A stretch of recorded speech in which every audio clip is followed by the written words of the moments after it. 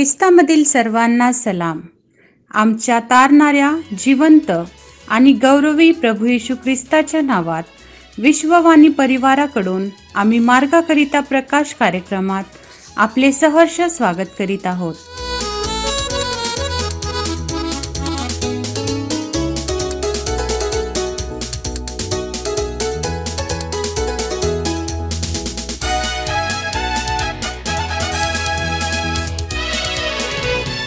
जय जो पावेल श्रेष्ठ तो, विजय मिळविणे श्रेष्ठ तो. जय जो पावेल श्रेष्ठ तो, विजय मिळविणे श्रेष्ठ तो. सोडिली पहिली प्रीती ज्यांनी, पश्चातापे मने वळवा. प्रारंभ जैसा शक्तिशाली, शेवट तैसा सुंदर हो. विजयी श्रेष्ठ आहे, जय जय हालेलुया. विजयी श्रेष्ठ आहे, जय जय हालेलुया. जय जो पावेल श्रेष्ठ तो, विजय मिळविणे श्रेष्ठ तो. जय जो पावेल श्रेष्ठ तो, विजय मिळविणे श्रेष्ठ तो.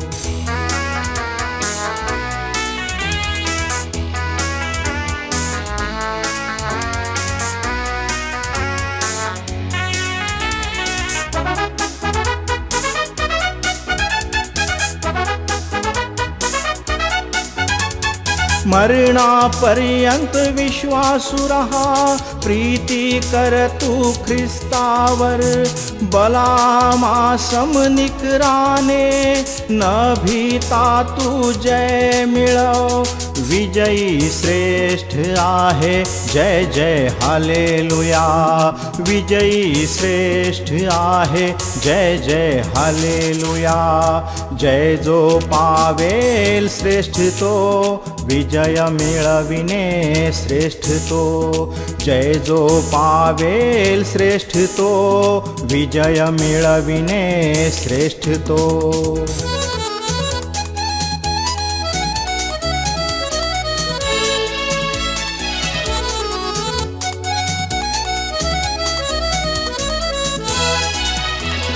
आजच्या मननाकरिता देवाचे वचन, गलतीकरास पत्र 2 अध्याय 15 ते 20 ही वचने. गलतीकरास पत्र 2 अध्याय 15 ते 20 ही वचने. तेव्हाची तुमची ती धन्यता कोठे. मी तुम्हाविषयी साक्ष देतो की शक्य असते तर तुम्ही आपले डोळे उपटून ते मला दिले असते. मग मी तुम्हाला खरे ते सांगतो, म्हणून मी तुमचा वैरी झालो आहे काय. लोक तुम्हास मिळवून घेण्याची खटपट करीतात, पण ती शुद्ध हेतूने नव्हे. तर तुम्ही त्यांना मिळवून घेण्याची खटपट करावी, म्हणून ते तुम्हाला वेगळे ठेवू पाहतात. तुम्हाला योग्य बाबतीत मिळवून घेण्याची सर्वदा खटपट करावी हे चांगले आहे, आणि हे केवळ मी तुम्हाजवळ आहे तेव्हाच करावे असे नाही. माझ्या मुलांनो, तुम्हामध्ये ख्रिस्ताचे स्वरूप निर्माण होईपर्यंत मला पुन्हा तुम्हा संबंधी प्रसूती वेदना होत आहेत. त्यावेळी मी तुमच्या बरोबर हजर असतो व माझा स्वर बदलून मला तुमच्याशी बोलता आले असते तर मला बरे वाटले असते, कारण तुमच्या संबंधाने मी बुचकळ्यात पडलो आहे. प्रभू परमेश्वर या वचनांद्वारे आपला आजचा दिवस आशीर्वादित करो. सर्वांना प्रभू येशूच्या प्रिय आणि गोड नावामध्ये सलाम. जो शास्त्र भाग या ठिकाणी वाचलेला आहे, गलतीकरास पत्र याचा 2 अध्याय आणि वचने 15 ते 20 या वचनापर्यंत. या ठिकाणी संत पौल जो आहे तो या ठिकाणी म्हणत आहे की मनुष्य जो आहे नियमशास्त्रातील कृत्याने नीतिमान ठरत नाही, तर येशू ख्रिस्तावरील विश्वासाच्या द्वारे ठरतो. आणि म्हणून तो म्हणतो की आम्ही येशू ख्रिस्त जो आहे त्याच्यावरती विश्वास ठेवला, यासाठी की आम्ही ख्रिस्तावरील विश्वासाने नीतिमान ठरावे, नियमशास्त्रातील कृत्याने नव्हे. आणि म्हणून आम्ही त्याच्यावरती विश्वास ठेवावा आणि विश्वासाचं जीवन जगावं, या ठिकाणी पौल जो आहे मंडळीला सांगत आहे. कारण त्या काळामध्ये अनेक जे लोक आहेत नियमशास्त्रावरती विश्वास ठेवायचे आणि विश्वासाचं जीवन जगत नसायचे.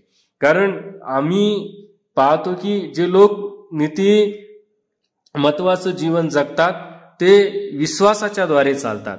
आणि ते जे लोक आहेत फक्त नियमशास्त्रावरती अवलंबून असायचे आणि ते विश्वासाचं जीवन जगत नव्हते. आणि म्हणून पौल या ठिकाणी म्हणतो की आम्ही तर विश्वासाच्या द्वारे जीवन जगतो, यासाठी की आम्ही विश्वासाच्या द्वारे आम्ही नीतिमान ठरावं. कारण तो म्हणतो की मी ख्रिस्ताबरोबर वधस्तंभावर खिळलेला आहे आणि यापुढे मी जगतो असे नाही, तर ख्रिस्त माझ्या ठायी जगतो. तो म्हणतो की मी माझा जो स्वभाव आहे त्या प्रभू येशू ख्रिस्ताच्या रक्तामध्ये जो जुना स्वभाव आहे तो धुतलेला आहे. जो जुना मनुष्य जो होता तो आता मरण पावलेला आहे. आता नवीन जन्माचा जो आहे मला अनुभव मिळालेला आहे, मला तारण मिळालेला आहे, मला जीवन मिळालेलं आहे. आणि म्हणून मी आता विश्वासाच्या द्वारे नीतिमान ठरले गेलेले आहोत. परंतु त्या मंडळीतले काही लोक होते, अजूनही ते नियमशास्त्राच्या द्वारे चालण्याचा प्रयत्न करत होते. परंतु नियमशास्त्राच्या द्वारे मनुष्य नीतिमान ठरू शकत नाही, या ठिकाणी पौलाला सांगायचं आहे. कारण आम्ही पाहतो की पवित्र शास्त्रामध्ये अनेक जे अशी उदाहरणं आहेत. हनोकाचं जर उदाहरण आम्ही पाहिलं तर तो देवाबरोबर चालला म्हणून देवाने त्याला स्वर्गामध्ये स्वदेह घेतलं, कारण त्याचा विश्वास तुझ्या देवावरती होता. एवढंच नाही तर आम्ही पाहतो की अब्राहमाचं उदाहरण, अब्राहम विश्वासाच्या द्वारे त्याने आपलं घरदार, नातेवाईक, आप्तजन सगळं काही सोडलं आणि देवाने सांगेल त्या दिशेने तो त्या ठिकाणी गेला. हा विश्वास आहे. कारण ज्यावेळेस आम्ही त्याच्यावरती विश्वास ठेवतो ऑटोमॅटिकली आम्ही कृती करण्याचा प्रयत्न करतो. आणि विश्वासाच्या द्वारे जो कृती करतो तो खरोखर जीवनामध्ये यश आणि जीवन प्राप्त करण्याचा प्रयत्न करतो. आणि म्हणून तुमचा आणि माझा जो देव आहे हा नियमशास्त्रातील कृत्यांनी नाही तर विश्वासाच्या द्वारे कृत्यांनी आम्ही पाहतो की नीतिमान ठरणार आहे. आणि जो नीतिमान ठरतो विशेष देवाचं लक्ष त्याच्याकडे आहे. कारण स्तोत्र 34:15 मध्ये म्हटलेलं आहे, परमेश्वराचे नेत्र नीतिमानाकडे लागलेले असतात, त्याचे कान त्याच्या हाकेकडे असतात. आणि म्हणून जो नीतिमत्वामध्ये जीवन जगण्याचा प्रयत्न करतो, ख्रिस्ताला प्राप्त करण्याचा प्रयत्न करतो, तो आशीर्वादित झाल्याशिवाय राहत नाही. या आपण प्रार्थना करूया. प्रिय प्रभू, आम्ही तुला धन्यवाद देतो.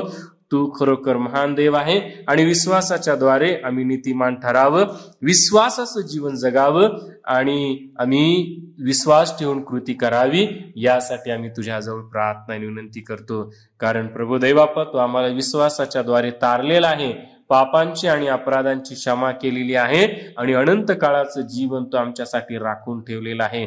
आणि ते मिळवण्याचा आम्ही प्रयत्न करावा, यासाठी आम्ही तुझ्याजवळ प्रार्थना करतो. आजचा संपूर्ण दिवस, वेळ, क्षण सर्व काही तुझ्या स्वाधीन अधीन करतो बापा. आणि येशूच्या नावात लहानशी विनंती करतो म्हणून तो आहे. आमेन. इजबेली समनाश ना हो, आजाराने पीडू नको, येशू रक्ते शुद्ध हो, पहावा तू महा आनंद, विजयी श्रेष्ठ आहे, जय जय हालेलुया. विजयी श्रेष्ठ आहे, जय जय हालेलुया. जय जो पावेल श्रेष्ठ तो, विजय मिळविणे श्रेष्ठ तो. जय जो पावेल श्रेष्ठ तो, विजय मिळविणे श्रेष्ठ तो.